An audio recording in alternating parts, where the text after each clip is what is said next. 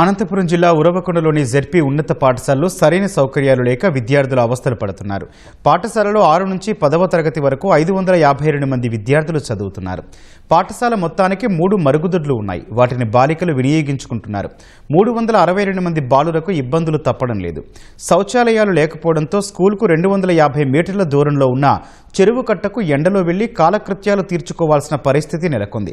ఉరవకొండ గుంతకల్లు రహదారి పక్కనే చెరువు ఉండటంతో నిర్దేశిత సమయాల్లో పీటీ టీచర్లు విద్యార్థులను వరుస క్రమంలో తీసుకెళ్లి సురక్షిత పాఠశాలకు తీసుకొస్తున్నారు. రోజు ఇదే ప్రక్రియ కొనసాగుతోందని విద్యార్థులు ఆవేదన చెందుతున్నారు. ప్రజాప్రతినిధులు స్పందించి తమ పాఠశాలలో సరైన మౌలిక సదుపాయాలు కల్పించాలని విద్యార్థులు కోరుతున్నారు.